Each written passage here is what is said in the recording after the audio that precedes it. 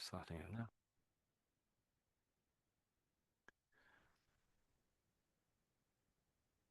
So here we go. So this is today's class, and this is today's photo. It's a man holding his hand. Now we can see these particular chairs either side of it, and he's obviously sitting on a chair too.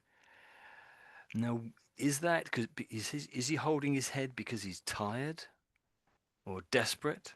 I think it's because of the noise on the train he's experiencing, because that's what we're talking about today. So today's title is Why the Quiet Carriage is the Most Hellish Part of the Train. So we'll scroll down.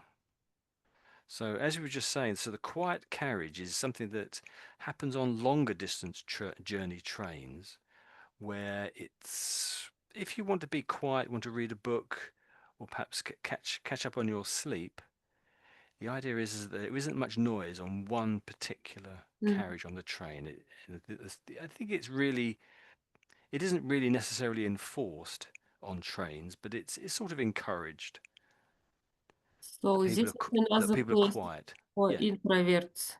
Mm. yeah. It isn't, I don't think it's necessarily aimed up so people can sleep. But if you sleep quietly, yeah, that would be okay. But normally it's reading and just perhaps relaxing, maybe looking out the window. Okay, so do you fancy starting off reading here? And maybe I'll read a section too. That bit there to start with. Is it big enough for you to read? Yes, I see all words. It's okay. Okay, great. Mhm. Over to you then. Ah, jarring snatches of sound reverberate through the air as a teen flicks through TikTok at breakneck, breakneck speed.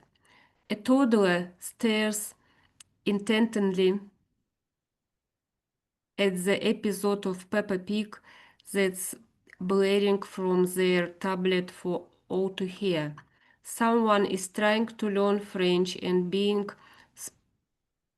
spurred on by the course of the Duolingo owl. The person behind them is yelling into their phone's loudspeaker as if they are attempting to break some bad news to their fellow apprentice teammates. Is this the ninth circle of hell? Hope, just the quiet courage of a train chugging through the British countryside on any given day. That's pretty well read, I think. But it's difficult, isn't it? There's a few Yes, words in there you some haven't come words across also, and tricky words. unknown words. So Mhm. let me read that little bit for you Mhm. through with you, and you listen as well. So from the beginning there. So jarring snatches of sound reverberate through the air as a teen flicks through a TikTok at breakneck speed. A toddler stares intently at an episode of Peppa Pig that's blaring from their tablet for all to hear. Someone is trying to learn French and being spurred on by the coos of the Duolingo owl. The person behind them is yelling into their phone speaker as if they are attempting to break some bad news to their fellow apprentice teammates. Is this the ninth circle of hell? Nope. Just the quiet carriage of a train chugging through the British countryside on any given day. So it's quite well written. It's interesting. It's a bit confusing because when you jump onto a train, it is a bit confusing what's going on. So anything that you want to perhaps have anything explained or any words you Mhm. want to go back over again? From the beginning, Yeah, beginning. Okay. jarring snatches. So it, so if something's jarring, it's putting you off. It's unpleasant. Something that jars you is something that's unpleasant. It is probably in sound normally. So it wouldn't be so a noise, and it's normally a noise is jarring, an unpleasant sound. It's uncomfortable, unpleasant. Mhm. And being a snatch means it's just a little bit here and there, because obviously he's overhearing or she's overhearing other people's conversations. And I don't think you said quite this word. I can't remember what you said now, but so this is reverberate. Reverberate. Reverberate. Yeah, that's it. So the idea is it's almost a bit like an echo, something like an echo. It's something repeating several times. Vibrations. It's not quite, yeah, it's more like vibrations than an Mm. echo, but that's it. But in this case, it's the sound we're talking about, so it's something more like an echo than just vibrations, I guess. Anything else? Toddler. Maybe that word? Breadneck speed. Yeah, so breakneck. Oh, Um, breakneck. so this is a person on TikTok, and they're using it at breakneck speed. But you wouldn't normally say TikTok at breakneck speed. But so originally, the idea with breakneck, I think it probably came along with when perhaps people were riding horses or riding a bicycle. If you're going way too fast, dangerously fast, that's sort of breakneck speed. Because if you fell off, you might break your Mm. neck. Mm. So, but here in this case, just to make it interesting, they're saying TikTok at breakneck speed. So they're really zipping through their TikTok for some reason. Okay, anything else below that, maybe? Spurred. About to learn French and being spurred on by the Yeah, fall. that's it. So I say spurred. So Spurred. spurred. So we mentioned horses that with breakneck speed.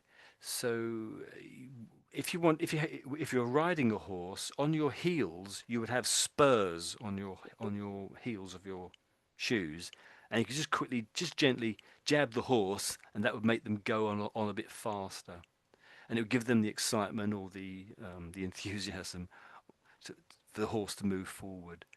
So here it's to make something move forward. If it's something spurred on, you could say. But in this case, it's the coos of the Duolingo owl that they're being cooed on by. Does that make sense? Mm-hmm. Yes. Obviously, the Duolingo Understandable. owl is when you're learning a foreign language. They're learning French, aren't they? And I've never used it, but I guess it must be an owl making these coo coo. So a coo noise is just like that. So coo coo. It's not like a cuckoo. It's a different. Yeah, not cuckoo. Cuckoo. That's cuckoo. Cuckoo. This is coo coo. If you hear an owl, sometimes they make that sound anyway. And so Yes. that's something like an onomatopoeia, I guess you would say. Mm-hmm. Onomatopoeia. Onomatopoeia is when the written word sort of tries to copy how the sound really is in reality By the coos. Oh yes, of the. by the coos of the Mhm. Duolingo owl. That's it. They're being spurred on by that. I like this expression. Is this the ninth circle of hell? Yeah. Uh, Yeah, sometimes the okay, so let's actually search that then. So they haven't made this up. They're borrowing it from something else. Have you any idea where it comes from? Dante. Yeah, yeah. Yes. Dante's Mm-hmm. Inferno. That's right. Yeah. So yeah. So Dante's In Inferno. Florence, it's a famous picture in the Yeah. dome of the church about nine circles of hell. Yes. Well, back in ancient times, they thought there were like crystal domes around the earth. That's basically what the stars were on. Well, they kind of thought maybe, I think they perhaps assume, maybe from the Bible, I don't really know exactly how they came to this conclusion, that it went on into hell as well. Mm-hmm. And so ninth hell. But have you heard the phrase seventh heaven? Or is it seventh heaven? Or I think it's Yes, I seventh think heaven. everybody heard. Yeah, and so this is something similar. So this is ninth circle of hell. Mhm. Okay, so there we go. I don't know the exact details of that one. So anything else there? Oh, maybe. Chugging through, Chugging. That's it, chugging. Yeah, that's pretty chugging. much it. So often with this word here, you normally think about a train as chugging along. A train, indeed, that's the word that comes immediately before it over here. Train, chugging through. But there's a cut and one other there's a newer meaning to this word. I can't think of the exact meaning. It's something like you might meet somebody and they are a chugger. and they are doing some chugging maybe. And it's something like where they are trying to get money from people and they're using perhaps a charity. I forget what the exact meaning of the word. So there is another meaning to it as well. A chugger is someone who's trying to get money, I think. So, okay, so the action of practice of approaching passers-by in the street to ask for for subscriptions to or donations to a particular charity. That's a Mhm. relatively new meaning of the word, and it's slightly derogatory as well. The saying here. So chugging, and normally if you see a chugger, might try to avoid the person, but Yeah, not. especially before Christmas, it's pointless. Yeah. And I think there's other words as well mean something similar. So it's chugging, and I think there's other words I can't think what they are now. Through the British countryside on any given day. But it's very Hmm. strange word towards a train, about a train. I suppose back when trains first came out, they were steam trains, and I think chugging was a little bit was trying to copy the sound it might make. So it's sort of a shh, Ah, yeah, working machine, steam yeah, machine. those sort of sounds, I guess. So I've had to do uh, sounds of an owl, sounds of a train. Probably have to do Peppa Pig in a moment. So obviously Peppa Pig is a children's television program, isn't it? I think I noticed when you said, I think toddler sounds a little bit, Toddler. Ah, it's a baby, yeah, it's maybe slightly bigger than, that's before right, yeah, a baby that's for one walk. year old. That's it, that's it. I think technically it's a baby that is walking, isn't it? And just Yes, learn, so baby they're, who just started working or yeah, that's it, yeah, walking. that's Yeah. my understanding. Let's Mhm. double check. So a young child who's just beginning to walk. Mhm. So Just it's begin I to think part of the idea is that you're wobbling from side to side. And so if someone's drunk, you might say he toddle. toddled Yes, back home wobbling, from the pub. wobblets. Yes. So he sort of wobbled around a little Yeah. bit. Didn't walk in a very didn't walk particularly well. Okay. So anything else there? No. Have you seen the program Apprentice on television? No. Oh, so there's a TV program called The Apprentice, and that's why it's in italics, that word there, because it's referring to this TV program. Mhm. So, and you had teammates in it, and you were trying to achieve some difficult business task, buy something, sell something, or something like that. And very particularly, the president of America, Donald Trump, he led this program for about 15 years in America. So he learned all of his TV skills on that program because he led it. He was the person that set all the tasks for the teammates in this TV program in America. But there's been the British version, probably the French, and in the British version it was Alan Sugar was the businessman who sort of set all the challenges. Mm. So Alan Sugar is a very well respected, but very old businessman, but very well respected. And in America, it was Donald Trump that did the same thing. Was there a Russian one, do you know, or any other country that you've come across a program where it was like young business people who sat in front of a very well respected businessman and he set them challenges? Have you come across a program like that before, perhaps in elsewhere? Honestly, I prefer to watch movies and Mm. serials, not TV programs. Well, this one was quite interesting in that you saw people in real time trying to solve difficult problems that they had perhaps no idea what to do, and it was interesting watching them as teams, watching them come up with ideas, stupid ideas, genius ideas, and then failing or doing very well. It was a it was a must-watch program at the time, and that's why it went on in America for 15 years, a very long time. So there's another word here I've just noticed. So how would you say that word? I can't remember how you said it now. Nope. Yeah, Nope. nope. Yeah, that's it. Nope. It's very English. And what does it mean? Any idea?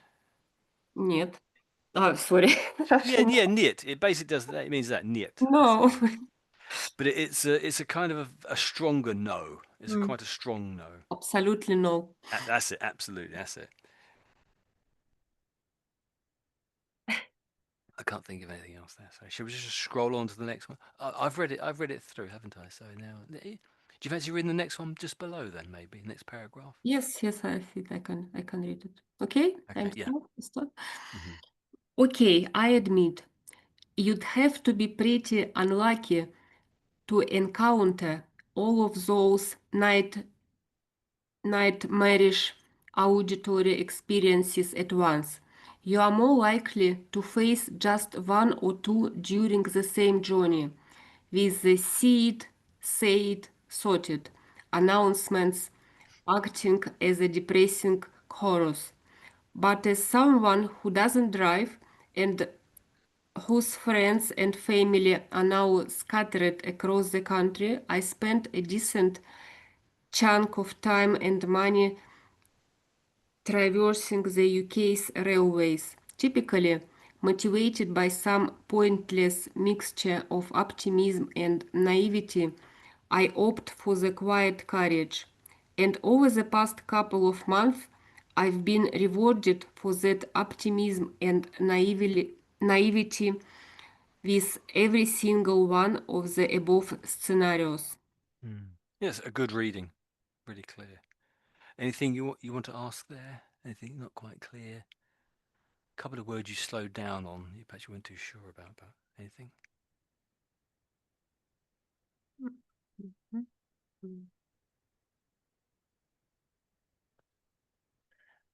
Scattered across the country. Yes. Yes, I noticed that one. Yeah. Mhm. So if something's scattered, it's not all together and organized. It's all over the place. It's spread out and not organized. So if I have some, I don't know, if I drop some frozen peas on the floor, they sort of bounce around and go under the freezer and they go everywhere, don't they? That's sort of scattered in a sense.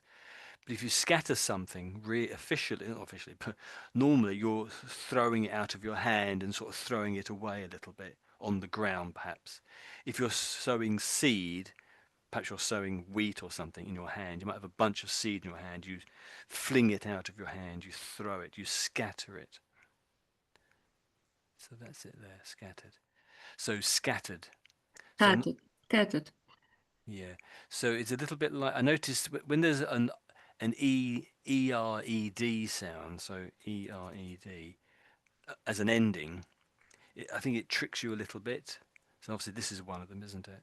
So Mhm. another one might be. Um, Um, so let's just say that scattered a couple of times. So so scatter, and you put the ed on the end. So scatter and scattered. Do you want to say both of them? Scatter and then scattered, just to practice. Scatter and scattered. Scattered, scattered, and again scattered and scattered.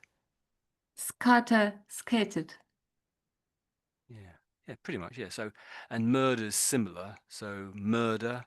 Murdered. That's easy enough. That's it. That's it. And murdered. That's it. So it's the same sort of ending.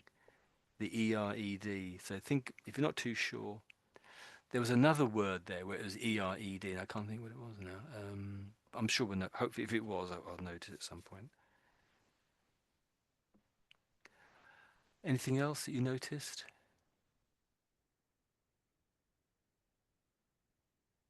All other words, Sorry. I know these words. You know that. Nightmarish, yes, although nightmarish. Yeah, that's it. That's exactly how it's pronounced. Nightmarish, yes. Um, the ish is perfectly okay, but normally it would just be an e on the end there. So nightmare. I had a nightmare. Did you have a nightmare? Yes, Yes, nightmare, yes. that's I it. know. Nightmarish. Nightmarish. I think so. With this one here, the AU as to Auditory. yeah, that's it. Auditory. Auditor. Mhm. Yeah, Mhm. auditory. Try again. Au- Auditory. Auditory. That's it. Yeah, auditory. Auditory. Yeah, maybe. So that's the way the British say it. Maybe do you want to try the American way because so the Americans say auditory, auditory. Auditory, yes, like So it might work in better with your Latin. accent. Yeah, well, yeah, that's it. So maybe say it the American way. So because I think it will work better with your accent. I think.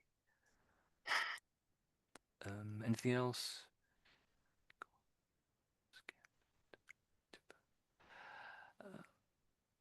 Chorus. How does it pronounce? Chorus. Yeah, that's pretty much it. Yes, That's chorus. it. Chorus. So I'm saying core. So, so the H you might say is silent. You could say core and then Russ or us. Chorus. Chorus. Chorus. Yeah, Chorus. yeah, that's it. Yeah, the first one was the best one. Mhm. Chorus. Chorus. Chorus. Chorus. Mhm. I was going to say just this word here. So traversing. Traversing. Traversing. Traversing. So Traversing. yeah, so if we take off the ing and put an e there, it's just traverse. Just say traverse, maybe traverse. Traverse. Yeah, Traverse. yeah. So it's basically the word verse with tra stuck in the front of it. So Traverse. traverse, Traverse. traverse. Traverse. Traverse. Yeah, you pretty much got it. I'd say you had 80% there, pretty much. I'd say. I liked your naivety or naivete. Naivety. Naivety. Yes. So let's stick then the dictionary for a second. So. Got the dictionary somewhere? I just clicked on something. Whoops, there we go. So naivety and naivete. Oh dear.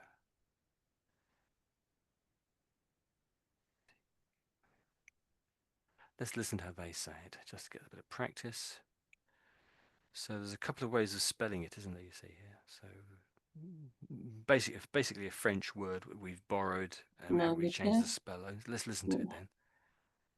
Naivety, Naivety. And the other version is naivety, oh dear, naivete. So naivete, I would say naivete. His voice sounds rather odd, but yeah, I think most people say either. naivety, Naivety. Yeah. So naive and naivety. Naivety. And that's sort of the root word just there, naive, of course. But I think you have it really. That was good. I think you know them. I think perhaps you know it. You said you pronounce it really quite well. I think. The only word I thought was slightly. I wasn't 100% sure what you were saying. Was this word actually? Courage. Yeah. When you're saying that to me, it sounds a little bit like.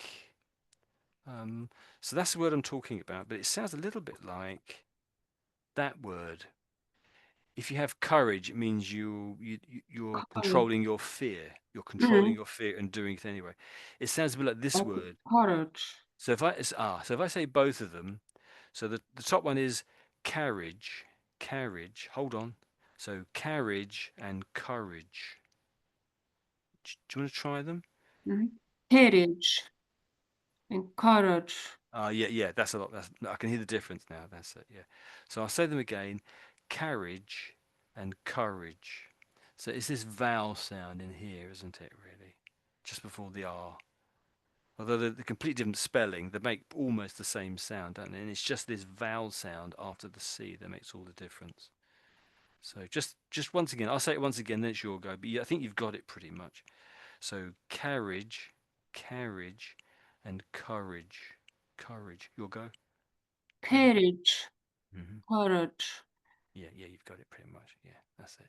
But perhaps practice it just to sort of bed it in because it's very easy to forget some of these things. I think your scenarios was quite good too, wasn't it? I Yes, think scenarios. scenarios. That's it. So maybe I'll read it all the way. Oh, how about this little thing here that's in quotes? Did you understand that little bit there that's in quotes? Did you make? See it, say it, sort it. It's everywhere. This announcement Yeah, in that's trains, it. in metro, underground, Yeah, under. that's it. Yes, that's it. That's it. You've got it. Um, okay, I'll read the whole thing through. Maybe it'll remind me of something. Um, I think that was it, really. Yeah, so I'll read it the whole way through. So, okay, I admit, you'd you'd have to be pretty unlucky to encounter all of these nightmarish auditory experiences at once. You're much likely to you're much more likely to face just one or two during the same journey, with the see it, say it, sorted announcement acting as a depressing chorus. But as someone who doesn't drive and whose friends and family are now scattered across the country, I spend I spend a decent chunk of my time and money traversing the UK's railways, typically motivated by some pointless mixture of optimism and naivety. I opt for the quiet carriage, and over the past couple of months I've been rewarded for that optimism and naivety with one single with every single one of those Of above the above scenarios. Yeah. scenarios. So they're saying she has experienced, I think it's a she somehow, has experienced all of those situations from the previous paragraph, but not all at the same time. Okay. So a slightly longer one here. So there you go. That's your one there, if you think, if that's okay. Mhm. Thanks to some topsy-turvy logic, the quiet carriage seems to have become the most chaotic part of the train. There are a few problems at play here. First is the fact that one person's quiet is another person's migraine, inducingly irritating. We all have our own highly subjective ideas about what constitutes appropriate behavior. Then there is the necessity of self policing because railway companies aren't in the position to, say, start employing designated slashes to stroll up and down, dishing out dirty looks like a zealous librarian. The vast majority of us are too pathologically conflict-averse to consider tapping a loud rule breaker on the shoulder and asking them to keep it down, even if the flip side involves having to listen to Sandra shouting on speakerphone about what time she reckons will arrive at Runcorn. Yes, a good reading. Again, a bit tricky.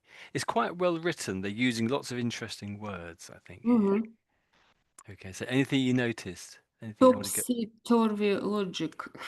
Yes. So topsy-turvy just really means sort of upside down, upside down, sort of crazy, mad, unusual, something like that. Topsy-turvy. So it's an idiom, I guess.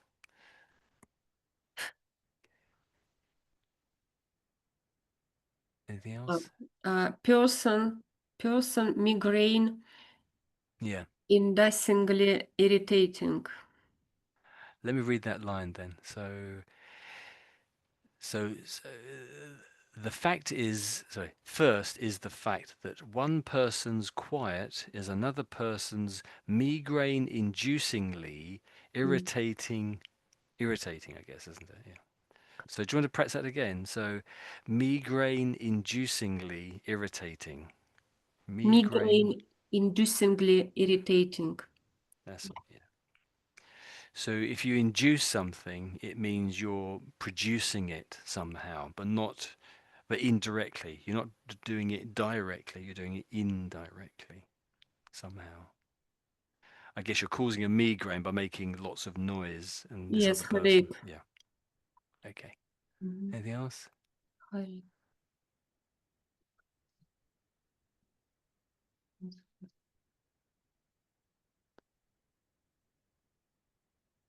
Uh, Shush-ers. Shush. When Yeah, someone yeah, say you you got shush. it now. That's it. I wondered if you get it. So, shh. If you're in a library, of course, they may say, and you're making too much noise and people are reading, they might say, shh. Mhm. And it's a classic sort of you put your one finger up to your lips and make that noise, shh, and and so shushers. This is the adverb or whatever it is. Shush-ers. It, Okay. it's not about librarian. It's not a jealous, it's a zealous. Yes. Well, being a zealous and jealous are very similar, really, in a way. So yeah. So zealous. Have you not come across the word before, zealous?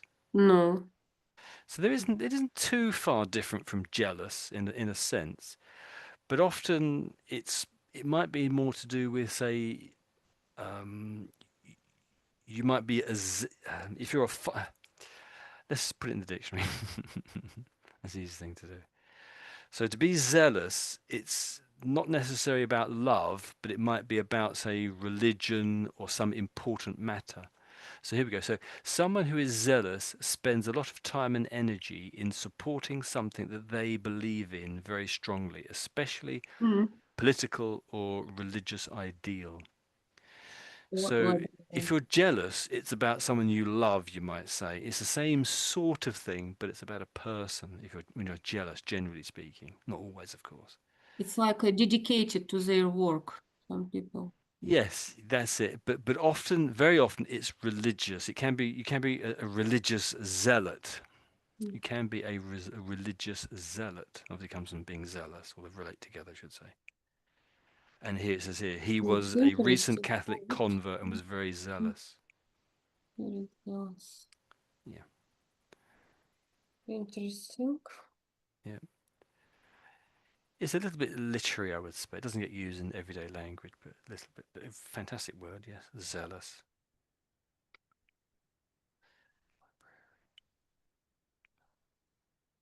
Anything else?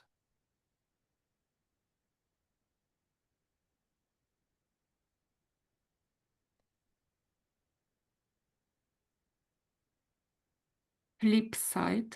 Yeah. So this is sort of talking. It's almost as if it's not exactly this, but it's if you think of a coin, you turn it over. There's two sides to a coin. So that's something vaguely similar here. So even if the flip side involves having to listen to Sandra, so in this case it's the opposite thing. So she wants, I don't know what it was. It was that being there were shushers and there's people making too much noise, and so that's the opposite, isn't it? Making too much noise and it being too quiet, I suppose. So Mhm. one is the flip side of the other. That's so it's like an opposite. It's comparing opposites, you might say. So the flip side of too much noise is too much being too quiet, you might say, something like that. Mhm.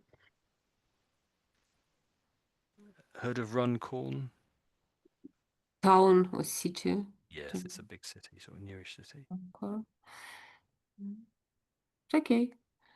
I think with Runcorn, after the Second World War, all the housing was destroyed. It had been blown up in the war, sort of, not all of it, but a large portion of it. But Runcorn, it was a little way outside of Liverpool, and they said, "Hey, let's make this into a new town." And so it was a very small town, and they just added loads more housing to it. So it's often it's sometimes referred to as a new town. And there's perhaps a dozen, or I don't know how many there are really, but a good number of what are referred to as new towns.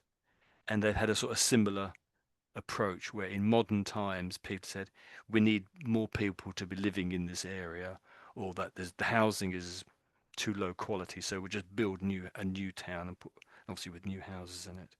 And there's a whole bunch of them. I think was Bletchley and Welwyn Garden City. Some of these are new towns, I believe. There's a whole bunch of them with different stories behind them at different times they were built.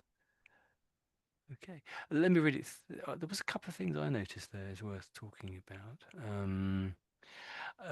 So this word here is a little bit tricky. It's the TH I particularly noticed. So, Pathologically. and again, yeah, Pathologically. yeah, yeah, that's pretty much there. So pathologically, pathol. Pathologically. Mhm. Yeah, when I'm hearing you, when I'm hearing Pat. That's what I can really hear at the beginning. But I don't really say pat. It's that slight distance. I'm saying path, path, pathologically. Can you get that? Pathologically. Yeah. Yeah, and in the middle, some of these sounds all get sort of run together. We sort of rush when the words get quite long, we sort of rush them a little bit, and you don't really hear some of these sounds. I can hear them very clearly when you're saying them, which in a way is very good, but the problem is most British people don't say all those sounds quite so clearly. So so we've done the path bit, so it's just the ologically bit. So pathologically. Pathologically. Pathologically. Yeah, Pathologically. yeah. So you're sort of saying it in a way it's okay, but you're too sort of you're too stuck on making all those individual sounds very Mhm. perfectly. But one or two of them go a little bit quieter than others. So you're emphasizing the wrong bits of the word Mhm. effectively. So it doesn't really Cool. matter in a sense because I can understand what you're saying, and it doesn't get a great deal of use unless you're a psychologist or something. So, but we did a couple more times anyway. So pathologically, pathologic. Pathologically. Let me say it a couple of times Yeah. Okay. because the idea is you kind of have to listen to it to hear to hear what you're trying to copy. So generally I'll say it twice. So listen twice. Try to imbibe that and then say it. Don't be too rushing to say something because you've got to. The other is you take it in, then sort of try to spill it out, sort of thing. So I'll say it twice, then it's your go. So pathologically, pathologically, your go. Pathologically. Pathologically. Okay, your first one was the best one. We'll do it once more, then we'll leave it. I think. So I'll say it twice, then it's your go. So pathologically, pathologically, your go. Pathologically. Pathologically. I think your very first one, four goes back, that was still the best one, I think. But okay. So sometimes we just get worse and worse. It just gets more confusing. So Mm-hmm. maybe if you get 10 minutes, or not 10 minutes, say 5 or 2 minutes or something, pop this word into one of these dictionaries and do it online, maybe. Might be a good thing to do. Any other words you want to practice again? Conflict-averse. Yeah, that was good, yes. So you can sort of guess the meaning there, but you're saying it quite correctly, really. So conflict averse. So you hate having arguments, probably. That's what this means. Pathologically conflict adverse. Yeah, you've got it, I would say. Mm-hmm. Yeah, I it's th- okay. uh, what was it? Yeah, topsy-turvy. So at the beginning.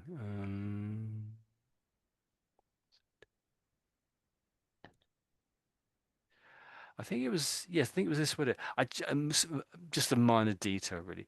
I think you said became Mm-hmm. rather Ah, than, yeah. it's have become. Yes, Yeah, have that's it. become. So you sort of put an A in there, but I do that thing all the time. So I'm not criticizing in any way, shape, or form. So I'm one of the worst ones at that. There's a shorter one here. Okay. So we've got literally about 2 minutes of the hour to go. So maybe we'll finish this one, then we'll have a little 5 minutes of conversation if you fancy. Mm-hmm. Okay. So this is the last one, though, I think. You'll go. But the biggest issue of all, I think, is one of expectation. When you enter a space that is explicitly designed as a quiet, and then that quickly proves not to be the case, you are surely going to end up feeling much more annoyed than you would have done if you hadn't been given a false promise of tranquility in the first place. Having your hopes raised only for them to be brutally crushed by the tiny sounds of someone else's Spotify playlist is somehow way worse than having to listen to the second-hand noise of said playlist in the lawless zones of the loud coaches. Yes. It's quite written, isn't it? So anything there? Want to go back over again? Double check the meanings. Explicitly, Yes, yeah. explicitly. So the opposite of this might be implicit. So if something's explicit, it's being specifically stated as such. So Mm-hmm. in this case, which is the quiet carriage. So number 2 might be the quiet carriage, and it might be a sign up saying that there. So that's being explicitly stated as a fact. This is the quiet carriage. An opposite might be implicit, so implied, explicit. Good pronunciation. Tranquility. So, tranquility, Yes, yes, tranquility. that's it. So if things are tranquil, it's quiet, peaceful. Tranquility. Mhm. Tranquility, that's it. So tranquilizer, obviously related to tranquilizer. Ah, it's a medicine. Yeah. That's right, to make you relaxed. Yeah, that's it. Yeah, you might take tranquilizers. Is lithium a tranquilizer? I think it might be. I'm not sure now.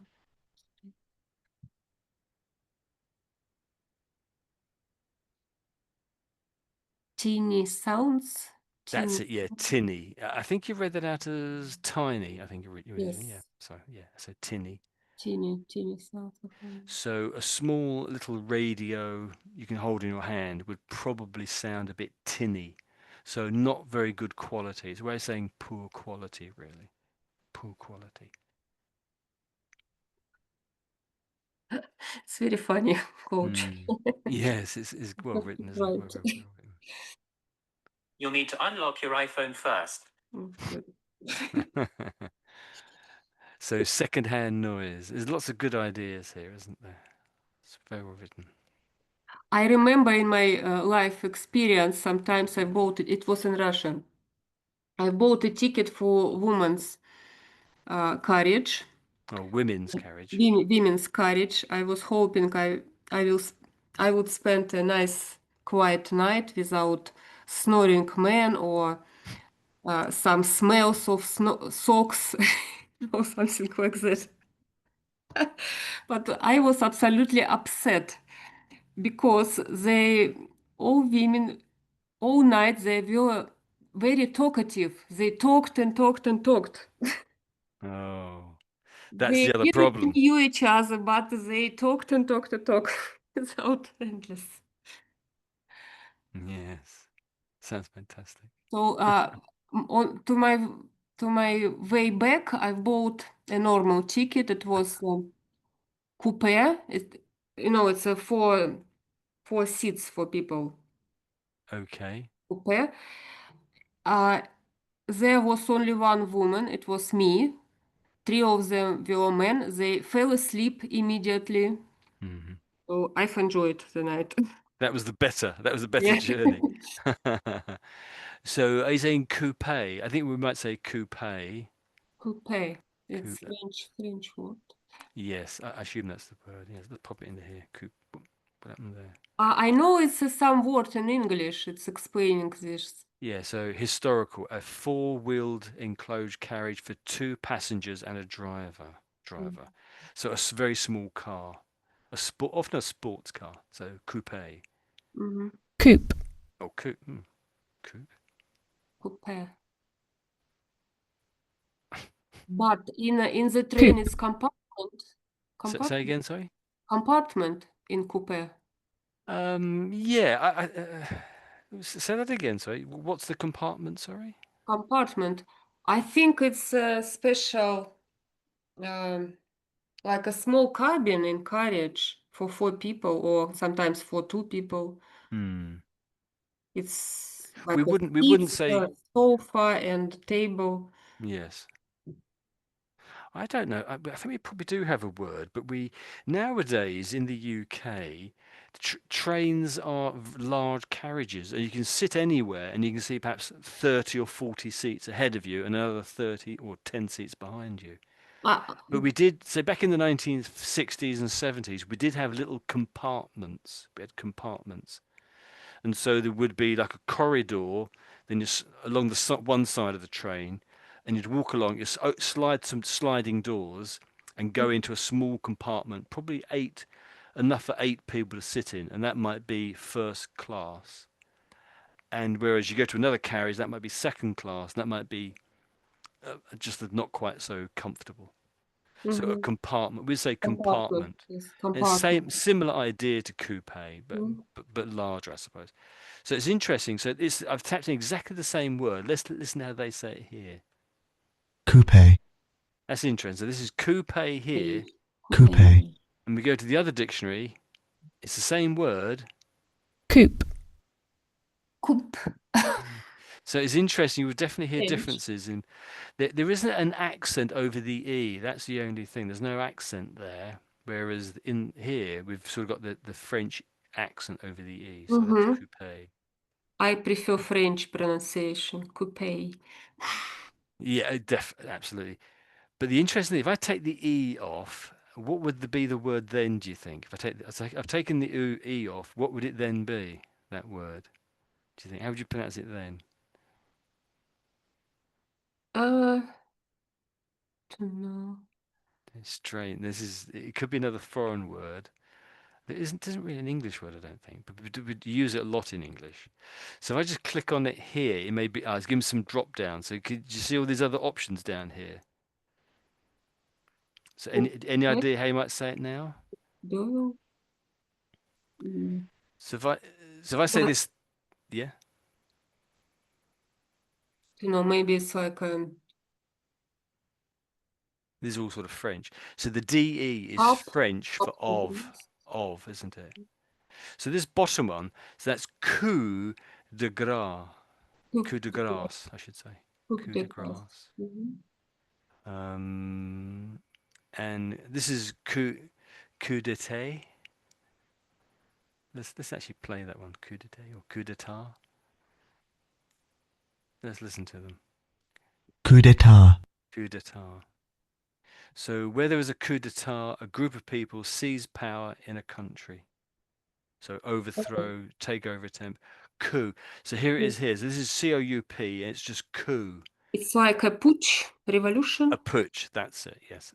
Yes, a revolution. That's it. It's basically the same thing. Rebellion. Or Yes. rebellion, yeah. But when it's just COUP, it's pronounced coup, like COO, strangely.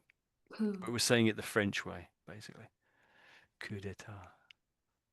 Coup d'état. Oh, that's with an S there. So I don't think there's any difference, is it? Coup d'état. coup d'état, So there's an S there. It makes no difference to the pronunciation. Strange. That's the French sort of plural. Oh, I like French pronunciation. Yeah, it's beautiful, isn't it? Yeah, it's beautiful language. Okay. Okay, so we've read that through. We had a little bit of a chat. Anything else we can talk about? We've had a coup. I just understood it's good idea to choose quiet courage. Well, it might be. It might be. This person is saying that it wasn't. It mirrors your experience a little bit. That you went into the compartment, which was men and women, and there was most of the people fell asleep, I think you said, didn't they? Whereas when it was ladies only, it was chatting. When I was in hospital last week, we were talking, three guys talking to about 2 o'clock in the morning or something, and really we're all in pain. We should have been asleep, but it's interesting when you meet interesting people, isn't it? Was it interesting conversation with those ladies though? Or did you really just want everyone to No, shut it's up? just about everything, about families, about their husbands, children, fashion, everything. So, Hmm. it's a special conversations in these places when people Hmm. just meet each other and spend together maybe for An four hour or so. hours and they never will see again each other. So they are very open Hmm. and they discuss everything. Yes. And you can admit to anything. My husband's having an affair, or I'm having an affair, or something like Yeah, that. You something like that, probably yes. wouldn't admit that necessarily, but there's nothing to be lost in a sense. But if you mentioned it to a friend, it could be suicide. You might probably never say that to a friend. It's fascinating, isn't it? Very, very true. So, well, let's stop the recording at this point. Let's put the picture on at the end anyway. Where are we? Let's get that photo. We'll end on the photo anyway. I can't seem to get rid of this silly thing here.